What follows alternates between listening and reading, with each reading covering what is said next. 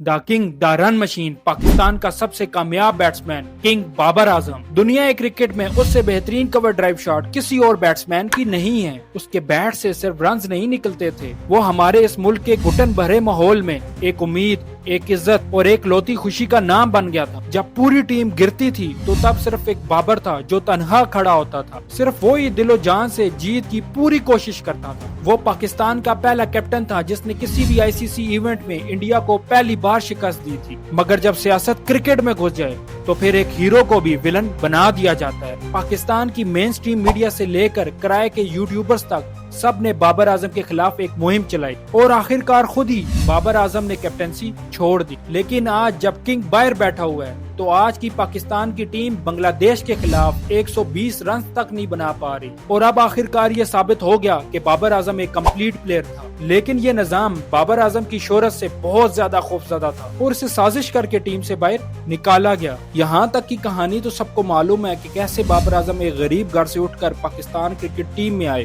और फिर पाकिस्तान के सबसे बड़े स्टार बन गए। लेकिन उससे आगे की वो कहानी जिसमें बाबर आजम को जानबूझ के मीडिया की मदद से टीम से बाहर निकाला गया, वो सबको मालूम नहीं है। आइए इस पूरी कहानी पर नजर दौड़ाएं और समझने की कोशिश करें कि कैसे बाबर आजम को टीम से बाहर निकालने के लिए पूरी साजिश की गई। इसीलिए इस वीडियो को आखिर तक देखिएगा। अगर आप इस चैनल पर नए आए हैं तो चैनल को जरूर सब्सक्राइब करें। आज से तकरीबन 3 साल पहले पाकिस्तान क्रिकेट में सब कुछ तकरीबन ठीक ही था।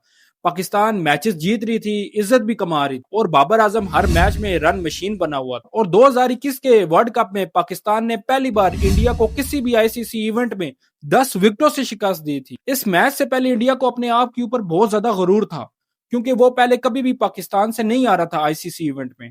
लेकिन बाबर 11 ने अपनी टीम के साथ कमाल कर दिया था। भारत को ऐसा हराया कि उनका गरूर खाक में मिल गया और पाकिस्तान का सर बुलंद हो गया। और फिर उसी T20 वर्ल्ड कप में हम सेमीफाइनल तक भी पहुंचे थे और हसन अली ने ऑस्ट्रेलिया के खिलाफ वो यादगार कैच भी छोड़ा था। काश अगर वो कैच कर लेता तो शायद हम वो सेमीफाइनल क्या फाइनल भी जीत लेते। उसके बाद अगले ही साल अगला वर्ल्ड कप आता है। बाबर 11 उस वर्ल्ड कप में भी फाइनल तक पहुंचती है, इंग्लैंड से हारती है लेकिन कम से कम फाइनल तक जरूर पहुंचती है।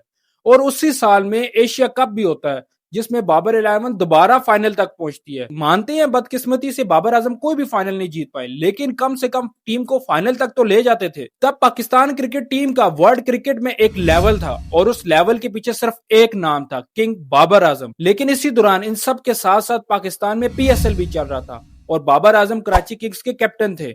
लेकिन कराची की टीम में कुछ और ही चल रहा था। उस टाइम कराची की टीम के अंदर बाबर आजम के खिलाफ ग्रुप्स बन चुके थे। इमाद वसीम और मोहम्मद आमिर खुलेआम कराची की टीम में बाबर के खिलाफ थे। इन ग्रुपों की वजह से कराची की टीम उस पूरे सीजन में सिर्फ एक मैच जीत सकी, जिसका सारा का सारा इल्जाम सिर्फ बाबर के ऊपर गिराया गया। इसी साल इसी सीजन में इन सब के दरमियान में एक तीसरी चीज भी चल रही कि बाबर ने बैटिंग एप्स, जुए खेलने वाली एप्स के लोगो वाली शर्ट पहनने से इनकार कर दिया था। और सोशल मीडिया की रिपोर्ट्स के मुताबिक इस वजह से कराची किंग्स के मालिक के साथ बाबर आजम की तू मैं होना स्टार्ट होगी। आखिर में नतीजा ये निकला कि बाबर आजम ने कराची किंग्स को छोड़ दिया और पेशावर ज़ल्मी को ज्वाइन कर ली। लेकिन कहानी यहाँ खत्म नहीं होती, बल्कि असली कहानी यहाँ ही से शुरू होती है। उसी टीम के मालिक एक मीडिया हाउस से एक मासूमाना शो चलता है जहाँ सबसे पहले बाबर के खिलाफ एक खामोश कैंपेन चलना स्टार्ट होती है। उस शो के हिट के लिए मैं आपको बता दूं, उसी शो में बाबर आजम का एक रिश्तेदार भी बैठता है और दूसरी तरफ एक और मीडिया हाउस में 3 बंदों का टोला जिसमें अहमद शहजाद, मोहम्मद आमिर और इमाद वसीम है। ये तीनों हर रोज दूसरी तरफ से बाबर आजम को टारगेट करने लगे कि बाबर आजम स्लो खेलता है, बाबर आजम का स्ट्राइक रेट नहीं है, बाबर आजम कोई मैच नहीं जिता सकता,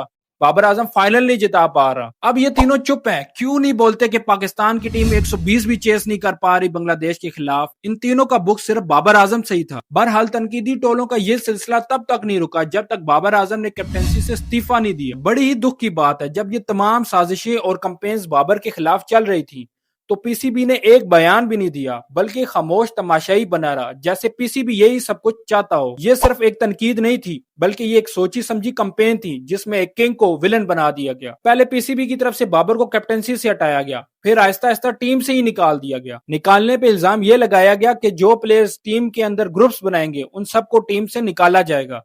लेकिन सोचने की बात यह है, बाबर आजम तो खुद कैप्टन था, वो अपने खिलाफ तो नहीं ग्रुप बना सकता था, बल्कि उसके खिलाफ ग्रुप बने थे। एनीवेज, लेकिन आज टीम का हाल ये हो गया कि पाकिस्तान बांग्लादेश के खिलाफ 120 रन तक चेज नहीं कर पा रहा। बल्कि एक कोई इंडिविजुअल प्लेयर 50 रन नहीं बना पा रहा। मेरी नजर में पाकिस्तान क्रिकेट टीम में दोबारा ग्रुप बनना तब स्टार्ट हुए जब पीसीबी ने शाहीन, शादाब और बाबर आजम को दोबारा घुमा फिरा के कैप्टन बनाया। अगर 2023 के बाद सीधा सीधा मोहम्मद रिजवान को टीम का कैप्टन बना दिया जाता तो मेरे ख्याल में टीम के अंदर इतने ज्यादा कॉन्फ्लिक्ट ना पैदा होते। अब सवाल यहाँ पे ये है, क्या बाबर आजम का करियर खत्म हो गया? तो मेरा जवाब है नहीं, बाबर आजम का करियर खत्म नहीं हुआ। आज इस टाइम पे पाकिस्तान क्रिकेट टीम को जिसकी सबसे ज्यादा जरूरत है वो है बाबर आजम। कैप्टन कोई भी हो लेकिन टीम के अंदर बाबर का होना बहुत जरूरी है। आपका इस बारे में क्या ख्याल है? कमेंट में जरूर बताएं। अगर वीडियो पसंद आई हो तो लाइक, शेयर और चैनल को जरूर सब्सक्राइब करें। अल्लाह हाफिज।